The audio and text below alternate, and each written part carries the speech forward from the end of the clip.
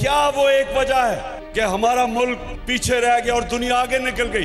क्योंकि हमारे मुल्क में इंसाफ नहीं आया, ताकत की हुक्मरानी है। जो ताकतवर है वो अपने आप को कानून के ऊपर समझता है, डाका मारता है तो एनआरओ मिल जाता है और सिर्फ छोटे चोर जेलों में जाते हैं। सबसे बड़ा डाकू आपका वजीर आजम बन गया है। आज अगर अरशद शरीफ इस मुल्क का एक ऐसा सहाफी जो राय हक पे खड़ा था, अपने मुल्क के लिए जद्दोजहद कर रहा था कि चोरों को और डाकुओं को बेनकाब करने का, ये कौम हमेशा इसको याद रखेगी कि अपनी जान कुर्बान की इसने हक के लिए। ये याद रखें कि जिंदा माशरा हमेशा जुल्म और नाइंसाफी के सामने खड़ा होता है, खौफ के बुत की पूजा नहीं करता। ये जो चोर ऊपर हमारे अमेरिका ने मुसल्लत किए हुए हैं, मैं जब तक जिंदा हूं इनका चोरों का मुकाबला करूंगा। कि पाकिस्तान की तारीख का ये सबसे बड़ा अवाम का समुंदर होगा। ये फैसला करेगी कि पाकिस्तान ने जाना किधर है। क्या इन चोरों की गुलामी करनी है या एक आज़ाद खुद मुख्तार एक बाइज्जत मुल्क बन के रहना है। अस्सलामुअलैकुम नाज़रीन, आप देख रहे हैं प्रोग्राम एक्सपर्ट्स और मैं हूं आपके साथ एमन चौधरी। आज के हमारे इस प्रोग्राम का हिस्सा हैं अयाज खान साहब, आमिर इलियास साहब और ब्रिगेडियर रिटायर्ड हारिस नवाज फैसल हुसैन साहब का। नाज़रीन, बात करेंगे मुल्क में मौसम तो सर्द हो रहा है लेकिन सियासी दर्जा हरारत में मुसलसल इजाफा देखने में आ रहा है। इमरान खान ने हुकूमत को नई इनिंग्स खेलने का चैलेंज दे दिया है और उन्होंने अपने दिए गए वक्त से पहले ही जुम्मे से इस्लामाबाद की तरफ पुरम लॉन्ग मार्च का ऐलान भी कर दिया है। ये लॉन्ग मार्च लिबर्टी मार्केट लाहौर से शुरू होगा और कप्तान इसकी खुद क़यादत करेंगे। जीटी रोड से अपने खिलाड़ियों को लेते हुए 6 दिन बाद इस्लामाबाद पहुंचेंगे और इससे पहले मुख्तलिफ शहरों में इमरान खान की जानिब से तूफानी दौरे भी जारी हैं और कारकुनान का लहू गरमाया जा रहा है। उनसे लॉन्ग मार्च में शिरकत के लिए हल्फ लेने का सिलसिला भी जारी है। हुकूमत ने भी शहर इक़्तिदार में सियासी मैदान तैयार कर लिया है और लॉन्ग मार्च से निपटने के लिए सियासी महाज के साथ कानूनी महाज भी मुतहर्रिक दिखाई दे रहा है। आज सुप्रीम कोर्ट ने लॉन्ग मार्च रोकने की हुकूमती दरख्वास्त मुस्तरद कर दी और अदालत ने तौहीन अदालत केस में इमरान खान से 31 अक्टूबर तक जवाब तलब कर लिया है, जबकि लीगी रहनुमाओं की जानिब से लॉन्ग मार्च के हवाले से बयानबाजी का सिलसिला जारी है। नवाज शरीफ ने अपने रद्द-ए-अमल में कहा है कि लॉन्ग मार्च इनकलाब नहीं, मर्जी का आर्मी चीफ लगाने के लिए है। इसी मुनासबत से हमारे प्रोग्राम का आज का सबसे पहला बड़ा सवाल यह है कि इमरान खान के लॉन्ग मार्च से सिर्फ 2 दिन बाकी हैं और हुकूमत लॉन्ग मार्च रोकने के लिए सियासी और कानूनी महाज पर सरगर्म है। ब्रिगेडियर साहब, आपकी राय सबसे पहले जानना चाहूंगी आप क्या समझते हैं कि क्या हुकूमत लॉन्ग मार्च को नाकाम बना पाएगी, कोई ऐसी हिकमत अमली बनाएगी? देखें, इसमें सबसे बड़ी बात यह है कि इवन हुकूमत को कानूनी लड़ाई से पहले उनको एक सियासी डायलॉग की ज़रूरत है और ये मैं बार बार पहले भी कह चुका हूँ। इस वक्त पाकिस्तान की जो सिचुएशन है, पॉलिटिकल सिचुएशन, इकोनॉमिक इंस्टेबिलिटी और उसके बाद जो एक माहौल गर्म हुआ हुआ है, इसको डिफ्यूज़ करने के लिए हुकूमत को अभी भी चाहिए कि मैं आई स्टिल फील स्ट्रांगली कि प्राइम मिनिस्टर पाकिस्तान को एक नेशनल डायलॉग के लिए कॉल दे दें। मैक्सिमम क्या होगा, इमरान खान नहीं अटेंड करेंगे, क्या वो रिफ्यूज़ कर देंगे तो फिर हुकूमत ज़्यादा हाई मोरल पर होगी। हुकूमत को चाहिए कॉल दें और उनमें ये कहें कि हम तमाम चीज़ों पर डिस्कस करते हैं, इलेक्शन पे बात करेंगे, मुआशी हालात पे बात करेंगे, सियासी हालात पे बात करेंगे और जब 2 टीमें बैठती हैं अक्रॉस द टेबल तो कोई ना कोई हल निकल आता है। ये मुकाबला नहीं करना चाहिए हुकूमत का कि मैंने बहुत ज़्यादा सिंध से भी पुलिस मंगवा ली है, एफसी भी मंगवा ली है, रेंजर्स भी बुला ली है, इसलिए हमें कोई फिक्र नहीं है। गवर्नमेंट को रियलाइज़ करना चाहिए कि यहाँ पर इंडियंस लोग नहीं आ रहे हैं आपके मुकाबले में, पाकिस्तानी हैं हमारे पाकिस्तानी, इसलिए कोशिश करें कि ये सिचुएशन ना हो। क्योंकि जब इस्लामाबाद में सर्वत से अगर लोग आ जाएंगे, मिसाल के तौर पे KPK से भी आ रहे हैं, उधर से गिलगित बल्तिस्तान से आ रहे हैं, इधर से आज़ाद कश्मीर से आ रहे हैं, पंजाब से आ रहे हैं, ये सिचुएशन उस तरह की नहीं है जो 25 मई की थी। इसलिए कोशिश अभी भी ये करें। मैं बार बार कहता हूँ कि गिव पीस अ चांस। यहाँ हुकूमत की कमज़ोरी नहीं है, हुकूमत कमज़ोरी उस वक्त बनती है अगर हुकूमत ये कि हम इलेक्शन जल्दी कराने पे तैयार हैं। आप ये नहीं कहें आप कहें कि हम ओपन जनरल डायलॉग करना चाहते हैं, तो उससे कम से कम एक उम्मीद बन जाएगी। और अगर डायलॉग में कोई हल निकल आता है तो बहुत अच्छी बात है। अगर 1-2 महीने ऊपर नीचे करके अगर इलेक्शन पे इमरान खान मान जाते हैं या उनकी पार्टी मान जाती है ऑपोजिशन की, और हल निकल आता है, ये सबसे बेहतर हल होगा। लास्ट कन्फ्रंटेशन तो है ही, खुदा न खास्ता अगर हमारे कुछ लोगों का जो पाकिस्तानी है अगर खून बह जाता है तो ये बहुत ही जो बुरी बात है। इसलिए हमें ये कोशिश करनी चाहिए, तो मैं बार बार इसका कहता हूँ। इसलिए अभी भी चांस है कि हुकूमत इसको सिचुएशन को डिफ्यूज़ करे, कंट्रोल करे और पाकिस्तान ताकि आगे इकोनॉमिक तरक्की की तरफ चल पड़े। सही। अच्छा आमिर साहब, आप कहिएगा, आपकी इस हवाले से क्या राय है? आप समझते हैं कि हुकूमत कहीं डरी हुई है, क्योंकि आज सुप्रीम कोर्ट में भी इस हवाले से मुस्तरद कर दिया है कि लॉन्ग मार्च नहीं रोका जाएगा। आपको क्या लगता है? अच्छा, मुझे तो नहीं पता कि गवर्नमेंट कहाँ से डरी हुई है। वो ख्याल है लोगों का, सवाल भी इसीलिए बना है कि कोई लड़ाई छड़ाई हो रही है। गवर्नमेंट ने सियासी और कानूनी महाज पे जाके क्या गलत किया? 25 मई को इमरान खान आ रहे थे और सुप्रीम कोर्ट ने एक फ़ैसला दिया जिस पे उस वक्त बड़ी बातें भी हुई, और आज चीफ जस्टिस ने कहा कि मुझे लगता है कि इमरान खान को हमारा पैगाम तो मिल गया था, क्योंकि तकरीर तो उन्होंने की थी, क्योंकि आज उनको इंटेलिजेंस रिपोर्ट्स पे बात करनी पड़ी। उन्होंने गो के बड़ा ही गुरेज किया कि किसी भी तरीके से नोटिस ना किया जाए इमरान खान को। फिर वो लफ्ज़ चुनते रहे और फिर वो ये कहा कि चले हम जवाब मांग लेते हैं 31 तारीख तक। और वो नज़र आ रहा था कि वो चाह रहे हैं कि हम उसको ये नहीं कहेंगे कि कोई अदालत के ऊपर हम ये कहें खुदा न खास्ता उनकी नीयत पे, लेकिन उन्होंने उस फरीक को नोटिस नहीं किया जिसने उनके ऑर्डर के अहकामात नहीं माने। लेकिन वो फिर ये बहुत इज़्ज़त एहतराम कि हम कलम की बात कर रहे हैं, हम छड़ी नहीं करना चाहते। ठीक है, जजेज़ हैं, वो तो शौरी और गैर शौरी तौर पे भी जो हुक्म करेंगे वो तामील होनी है। अब जो बात आ रही है ना ब्रिगेडियर साहब की, ये बात कहने में बहुत अच्छी है कि जी मुतालबे कर लें, डायलॉग कर लें, करना चाहिए हुकूमतों को। लेकिन जब आप कहते हैं ना डायलॉग, वो कहते हैं पहले डेट दे दे फिर हमसे बात करें। मतलब ये इमरान खान साहब और उनकी पूरी टीम का सामने है जवाब कि वो कहते हैं तारीख दे दें फिर हम आपके साथ बैठ जाएंगे, जबकि जिन्होंने बिठाना था वो कामयाब होते हैं या नहीं होते, वो बिठा चुके हैं, राउंड शुरू हो चुके हैं। और इमरान खान ने ये कहा कि नवाज शरीफ इंतखाबात पे नहीं आ रहा। ये बात उन्होंने 40 जर्नलिस्टों की मौजूदगी में कही, जिस पे लोगों ने तबसरा किया कि अच्छा मतलब बिहाइंड द सीन हो रहा है। और उसके बाद जनरल बाजवा की जो NDU में मीटिंग में गुफ्तगू हुई, उसमें उन्होंने कहा कि हमने इन्हें बिठा दिया है, अब ये फैसला करें, नहीं बैठेंगे हम दोबारा इनको बिठाएंगे ताकि ये फैसले खुद करें सियासी क़ुव्वत। तो अब ब्रिगेडियर साहब को अगर नहीं पता लगी तो बिल्कुल सोशल मीडिया पर एक एक लफ्ज़ टेक्स्ट बुक की तरह मौजूद है जनरल बाजवा की गुफ्तगू का, कोई चीज़ छुपी भी नहीं है। मतलब मुझे हैरानगी है कि वो गुफ्तगू कहाँ हो रही है जो ब्रिगेडियर साहब ने नहीं देखी और सुनी नहीं और पढ़ी नहीं, वो आ चुकी हुई है। उसके ऊपर तमाम लोगों के कॉलम भी आ गए, जो लोग बोलने वाले थे वो बोल चुके हैं, जो लिखने वाले थे वो लिख रहे हैं मुसलसल। ये मैं मीडिया की बात कर रहा हूँ, वरना वहाँ इंटेलेक्चुअल्स भी थे, इनके अपने आर्म फोर्स के ज़ाहिर है आज के तो ब्रिगेडियर साहब के वो जूनियर ही होंगे, वो सारे लोग वहाँ पे NDU में मौजूद थे। अब आ जाएँ आप बात के जी लॉन्ग मार्च वो करना चाह रहे हैं, उन्होंने आज दरख्वास्त भी दे दी है कि हम वहीं बैठेंगे G9 पेशावर मोड में जहाँ मौलाना फजलुर रहमान आके बैठे थे। तो गवर्नमेंट क्यों रोकेगी? गवर्नमेंट ने उस दिन भी जैसे सुप्रीम कोर्ट का ऑर्डर आया था ना, तो उन्होंने ये कह दिया था कि अब इमरान खान गारंटी दे रहे हैं ना कि मैं इत्मीनान से बैठूंगा। इमरान खान बैठेंगे, इमरान खान बदलेंगे तब जब लोग पहुंच जाएंगे, क्योंकि जब वो लाहौर से पिछली दफ़ा 14 अगस्त 2014 को निकले थे तो उनके साथ लोग नहीं थे। फिर वो 3 दिन बाद जब आप पारा में इकट्ठे हो गए लोग, तो फिर उन्होंने कहा जी हम तो अब उसमें जाएंगे रेड जोन में। उस वक्त चौधरी निसार रोक रहे थे, मियां नवाज शरीफ ने कह दिया नहीं, मैंने इजाज़त दी है कि ये आके बैठ जाएं कि हम फोर्सेस की और लोगों की लड़ाई नहीं चाहते। उसके बाद वो 30 अगस्त को चढ़ने दौड़े पार्लियामेंट पे, ऐवान सदर पे, PM हाउस पे। अच्छा, ये तो वही हालत दोबारा करेंगे ये मतलब इसमें मुझे कोई शुबा नहीं है कि जब लोग अगर ये इकट्ठे कर लेंगे तो फिर ये होगा। अच्छा, खून रेजी होगी तो क्या होगा? फिर मेरे हम वतनों होगा, मुझे इसमें भी कोई शुबा नहीं है कि पाकिस्तान को तो फिर बचाना पड़ेगा ना कि जी आप नहीं बचाते। लेकिन ये क्यों होता है कि जब आप पाकिस्तान को एक ऐसे जवाल में देखते हैं, आप धरना लेके चल पड़ते हैं और उस जवाल का इस दफा आप बाकायदा हिस्सा भी हों, तो फिर आप देखें कि MBS के साथ मीटिंग, चूंकि हमारे सेगमेंट आखिर में, एक मिनट अमन नहीं, आप मेरी बात सुने। कल भी आपने एक बड़ी खबर खराब करा दी। इसी तरह आगे जाके जब मैं आपको कह रहा था कि रुक जाएं, जब मैं आपको लॉन्ग मार्च की डेट देने जा रहा था, क्योंकि मुझे मैसेज आ गया था कि इमरान खान क्या अनाउंस करने जा रहे हैं। मेरी बाद में भी अयाज खान से बात हुई थी, तो जरा सुन लें कि जो अब इमरान खान साहब निकले हैं तो एमबीएस से मीटिंग करके वो आ रहे हैं, यहाँ उतरेंगे और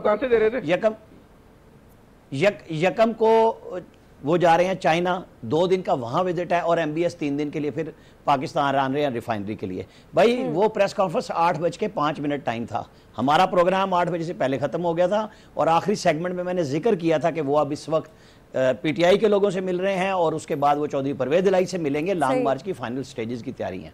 अब मैं आपको डिटेल बता दूं कि जब मैंने अमन को रोका था सेकंड सेगमेंट के एंड पे कि मैं जरा बात करना चाहता हूं, मुझे मैसेज आया था कि वो जुमे का लॉन्ग मार्च अनाउंस करने जा रहे हैं। फिर ब्रेक आई तो मैंने पूछा, तो कौन सी बड़ी खबर टेलीफोन पे है ना, वो डर गया। फैसल साहब आपने खबर नहीं दी, फैसल साहब आज तक आपने खबर नहीं दी, सिवाय झूठा पलंदा बोलने के।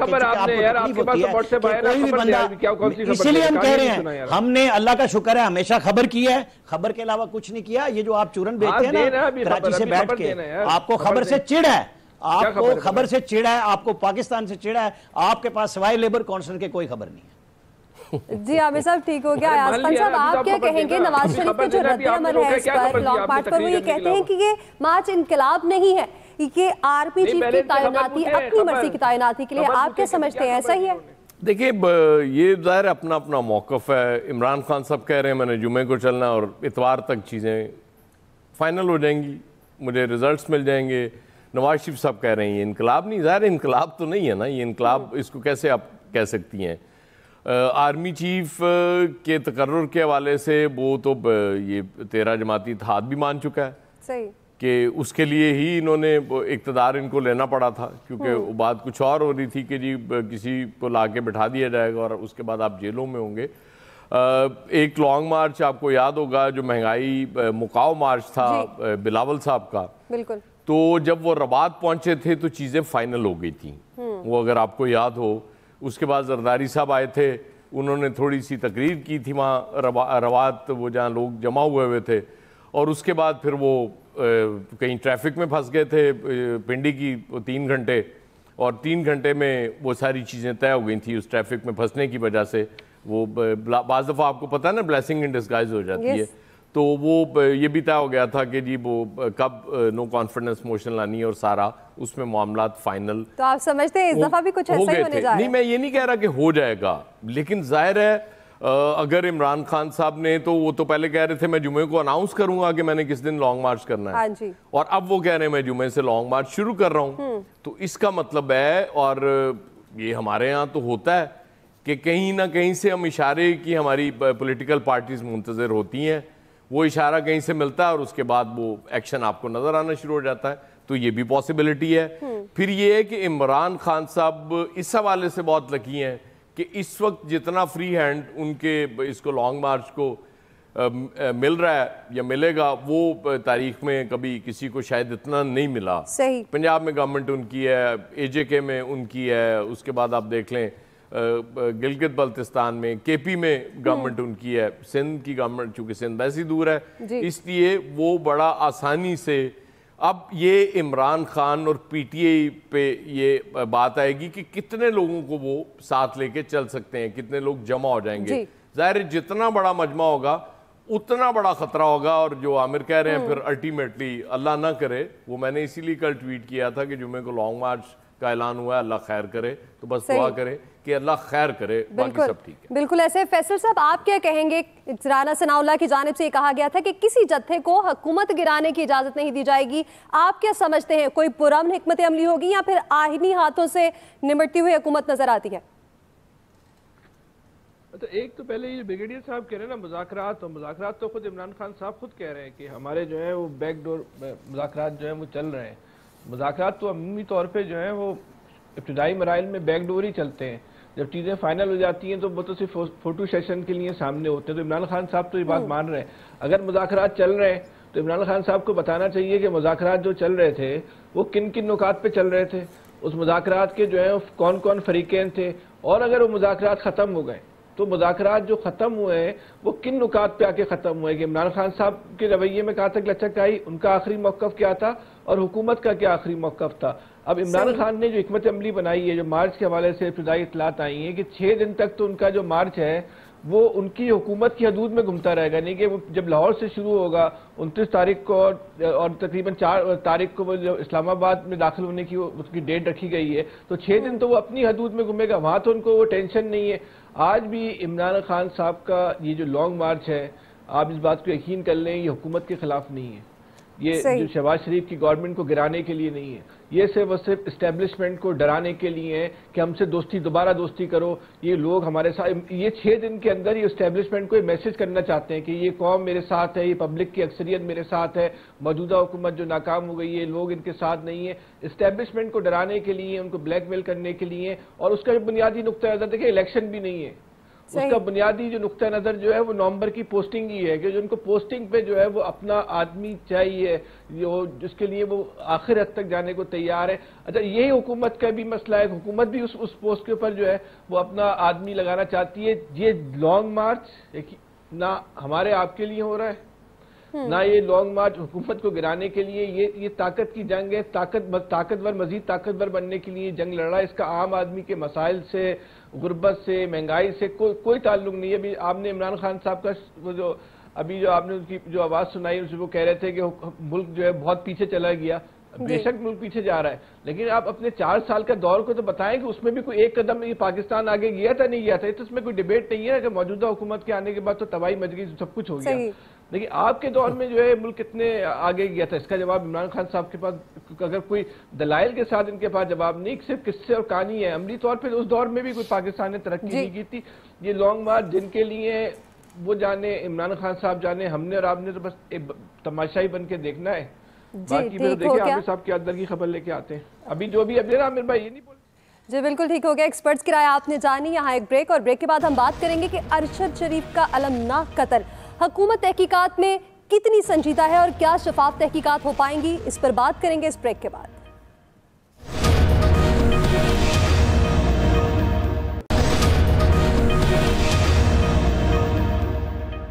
हमारी तो कंटेंशन गवर्नमेंट के सामने भी यही है और अदालत के सामने यही है कि सारे स्टेक होल्डर्स को ऑन बोर्ड रख के एक जुडिशल कमीशन बनाया जाए, और उस जुडिशल कमीशन में सिर्फ सहाफ़ती बरादरी ना हो, उसमें वकला भी हो, उसमें स्टेक होल्डर्स जो इंस्टीट्यूशन है वो भी हो, ताकि हम लॉजिकल कंक्लूजन पे पहुंच सकें।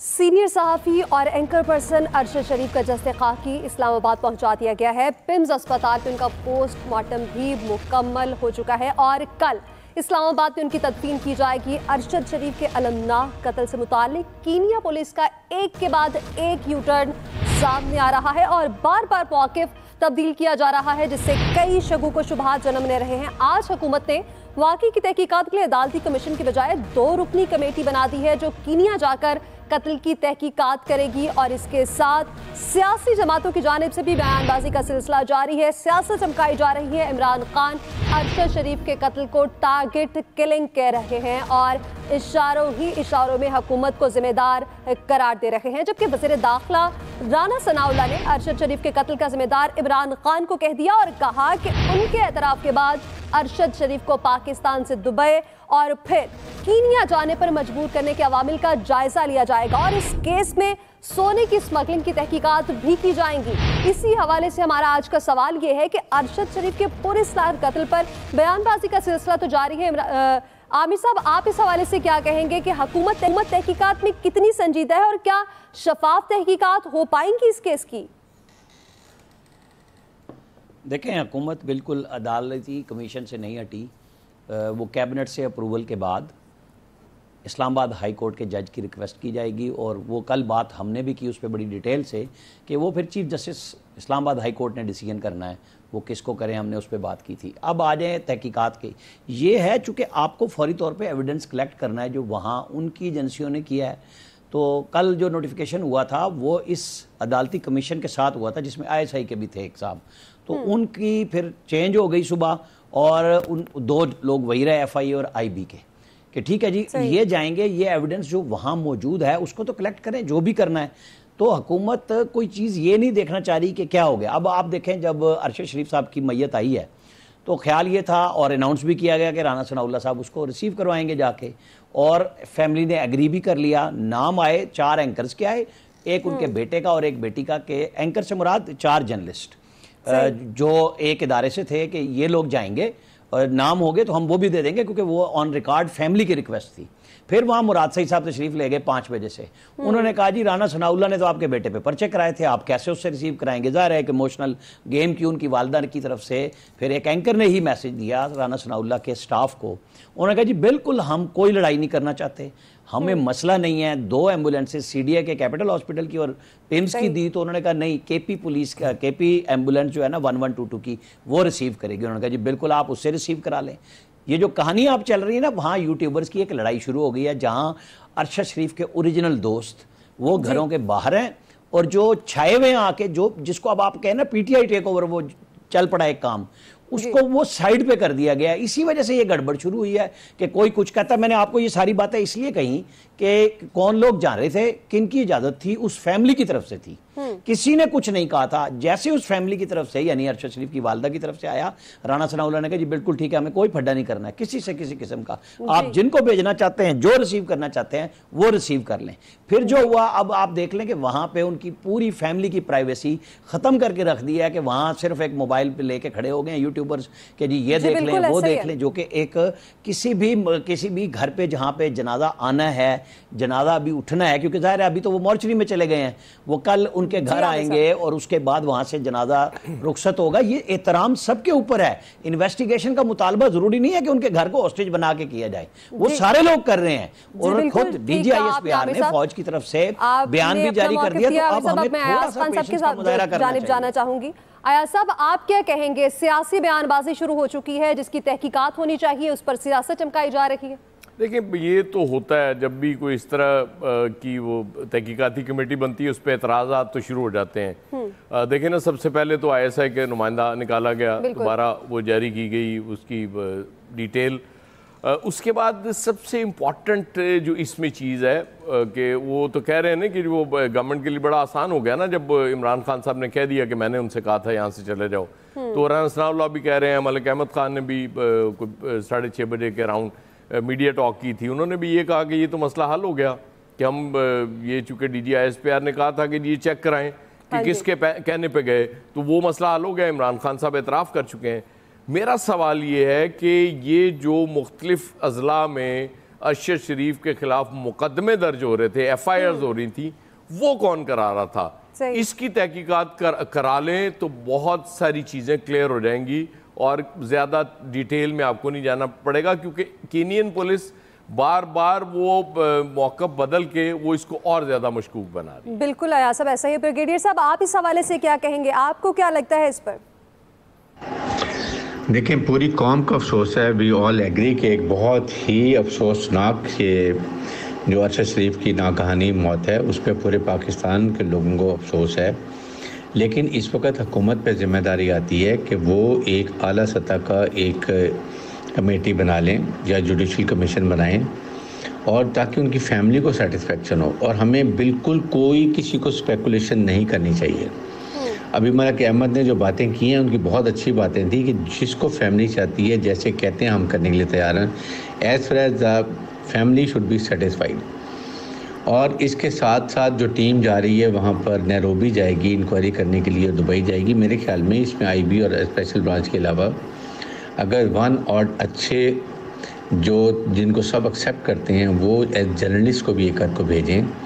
और इसके साथ बेशक अगर किसी एक टीम किसी और एजेंसी के लोगों को भेजें, ताकि जब जाएं तो उसकी ऑथेंटिसिटी हो और लोग उसको एक्सेप्ट कर लें। ये सबसे अहम बात है। और वहाँ पर जाएंगे तो अगर दोनों स्पेशल ब्रांच जो हुकूमत के अंदर, तो वो वैल्यू नहीं होगी। गवर्नमेंट को इस बात को समझना चाहिए, इसलिए भेजें, वहाँ पे जाके पूरी इंक्वायरी करें। और जो एक क्वेश्चन बहुत बड़ा बनाएं कीनियन पुलिस के लिए, जो हर पहलू को कवर करता हो। और इसको साथ ही साथ रॉ को हमें रूल आउट नहीं करना चाहिए। दे कैन डू, क्योंकि ये बेनिफिशरी एक्चुअली इसमें रॉ है कि उनको फ़ायदा होगा कि ये और ज़्यादा पोलराइजेशन सोसाइटी में हुई है जी हमारे अदारों के मुताबिक। जी ठीक हो गया ब्रिगेडियर साहब। फैसल साहब आप क्या कहेंगे, हमारे मुल्क में तो सियासत चमकाई जा रही है, साथ ही साथ कीनियन पुलिस जो है वो भी अपने मौक़िफ़ बदलती जा रही है। कीनिया पुलिस में तो जो इतलात आ रही हैं कि उनके एहलकार भी अब जख्मी होकर अस्पतालों में लड़ गए, उनके हाथ पे जो है ना गोलियां लग गई हैं। हाँ जी। तो वो जैसे पाकिस्तान में जाली मुकाबले होते हैं तो लग रहा है कीनिया की पुलिस भी जो है वो इसी तरह के मुकाबलों में। एयाज साहब जो मुतालबा कर रहे हैं ना, वो मुतालबा तो बहुत मुश्किल है, यानी कि शायद अरशद शरीफ के कत्ल की मुनसिफाना और गैर जानिबजाना तहकीकात तो हो सकती है, लेकिन एयाज खान साहब का मुतालबा उस पर तो बहुत मुश्किल मुतालबा किया उन्होंने। लेकिन जो चीज़ नज़र आ रही है, जो अरशद शरीफ साहब के जो पुराने दोस्त थे, जो उनकी ज़िंदगी में नजर आता था, उनके करीबी दोस्त थे, वो जो ट्वीट कर रहे हैं, जो इतलात आ रही है, उससे बिल्कुल ऐसा महसूस हो रहा है कि अरशद शरीफ साहब की जो लाश को जो है वो हाईजैक करके उनके इवेंट को हैक करने का जो है वो प्रोग्राम है। ये बड़ा अफसोसनाक हो रहा है कि किसी की मैयत को सियासी मकासद के लिए इस्तेमाल करना, सियासी मफादात हासिल करने के लिए इस्तेमाल करना, वो किसी तौर पे जो है ना दुरुस्त नहीं है। अब उनकी फैमिली का जो दुख और उनके बच्चों का जो दर्द है वो शायद हम और आप महसूस नहीं कर सकते, और जिस कर्ब से इस वक्त वो फैमिली गुजर रही होगी, अगर उस कर्ब को अगर कुछ सियासी कुव्वतें अपने मकासद के लिए इस्तेमाल करना चाहती हैं तो ये कोई मतलब एक बहुत ही पस्त ज़हनियत की जो है ना वो अक्कासी है कि किसी की गम को, किसी की परेशानी को जो है कोई अपने मफादात के लिए, कोई अपने फ़ायदे के लिए इस्तेमाल करे। ये जो लाशों की सियासत है, जब पाकिस्तान का एक अलमिया भी है, इस मुल्क में हमेशा जो है ना लाशों की सियासत को जो है ना वो तकबीयत मिली है। कभी अब ये सिलसिले रुकने चाहिए। अगर अरशद शरीफ साहब का कत्ल हुआ तो बहुत ही गलत हुआ, नहीं होना चाहिए था, लेकिन उनकी लाश को जिस तरह सियासी मकासद के लिए इस्तेमाल किया जा रहा है ये भी गलत है, ये भी नहीं होना चाहिए। तो वो अरशद शरीफ साहब के साथ दोहरी ज्यादती हो रही है। एक तो मासूम आदमी का, एक बेगुनाह आदमी का जो है वो एक कत्ल हो गया, उसके असबाब, उसके मौरिकात तक हम नहीं पहुंच पाए कि ना कि उसकी लाश को जो है वो सियासी मकासद के लिए जो है वो इस्तेमाल किया जाए। तो ये जो लोग भी कर रहे हैं ये काम ना करें। और ख़ास तौर पे इसमें बड़ा जो आमिर साहब कह रहे हैं इनकी बात ये सही है कि बास सहाफ़ी जो है वो इस काम में जो है वो बहुत ज़्यादा जो है उनकी लाश को भी जो है वो अपनी रेटिंग के लिए और अपनी जो है व्यूज़ बढ़ाने का जो है वो जरिया बना रहे हैं। बिल्कुल ऐसा ही है फैसल साहब। हम एक्सपर्ट्स की राय आपने इस हवाले से जानी। यहाँ वक्त है ब्रेक का। ब्रेक के बाद हम बात करेंगे कि हुकूमत की मईशत ICU से निकालने की कोशिशें तो जारी हैं, क्या जो इस वक्त सियासी सूरत हाल है, अदम इस्तेहकाम है, क्या उसमें ये मुमकिन हो पाएगा? ब्रेक के बाद इस पर बात करेंगे।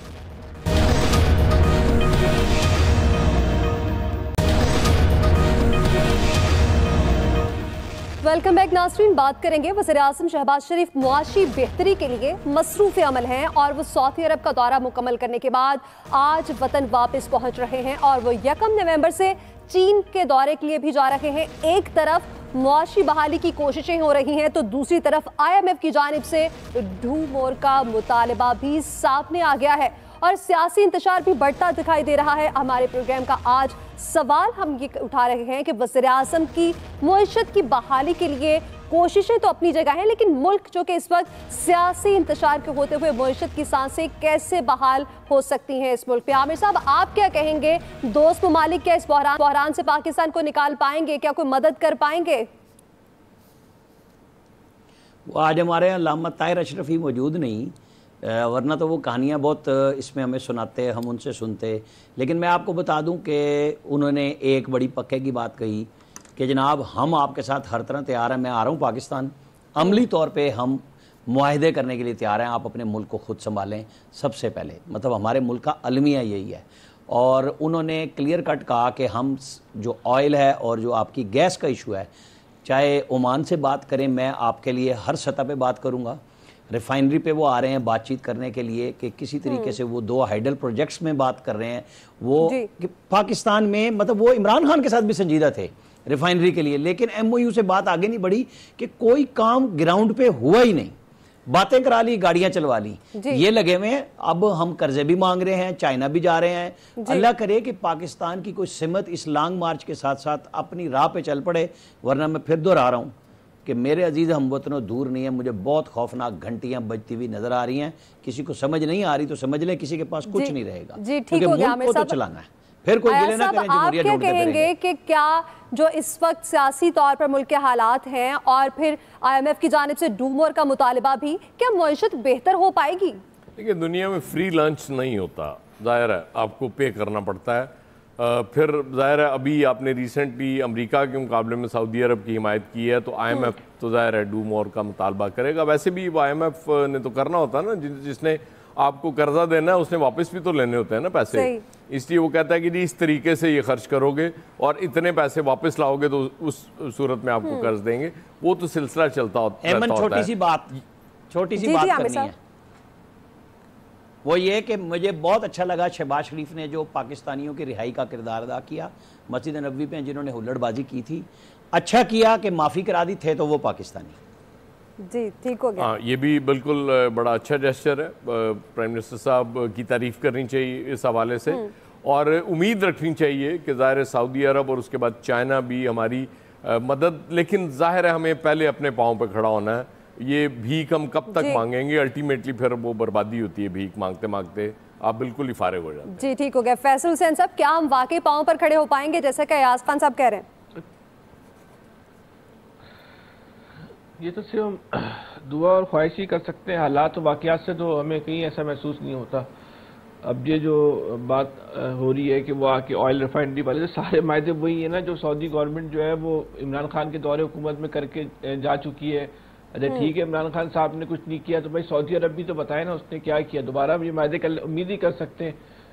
चीन जा रहे हैं, चीन से अच्छा उम्मीद हमें क्या करनी होती है? कोई कर्जा दे दे, भीख दे दे, खैरात दे दे। तो जिस कौम की उम्मीद और ख्वाहिश का महवर और मरकज जो है वो खैरात, भीख और ज़कात होना, तो वो कौम कभी अपने पैर पे खड़ी नहीं हो सकती जी। हमें पाकिस्तान को अगर अपने पैर पे खड़ा करना है तो उसका हल हमें पाकिस्तान के अंदर तलाश करना होगा जी। पाकिस्तान से बाहर जाके तो सिर्फ आप खैरात और भीख ही मांग सकते जी। बिल्कुल ऐसे ब्रिगेडियर साहब, आप इस हवाले से क्या कहेंगे? कोई कौम खैरात भीख पे नहीं बनती। प्राइम मिनिस्टर पाकिस्तान का दौरा सऊदी अरब बहुत अहमियत का हामिल है। आई एम श्योर कि वहाँ जाएंगे, मुलाकात करेंगे, पाकिस्तान की पॉलिटिकल और पाकिस्तान की इकनॉमिक सिचुएशन में बात की जाएगी। लेकिन इसके साथ जो सबसे अहम बात मैं बार बार कहता हूँ, हमें अपने इन हाउस को ठीक करना है कि हमने इन हाउस क्या क्या तब्दीलियाँ की हैं, कहाँ से हमने जहाँ से हमारे पैसा लूटा जी। ब्रिगेडियर साहब, माजरत साहब मैं आपकी बात काट रही हूँ, हमारे पास टाइम खत्म हो गया प्रोग्राम का। हमारे तमाम एक्सपर्ट्स की राय आपने जानी। आज के प्रोग्राम से इतना ही। फीड जरूर दीजिएगा और अपना ख्याल रखिएगा। अल्लाह हाफिज।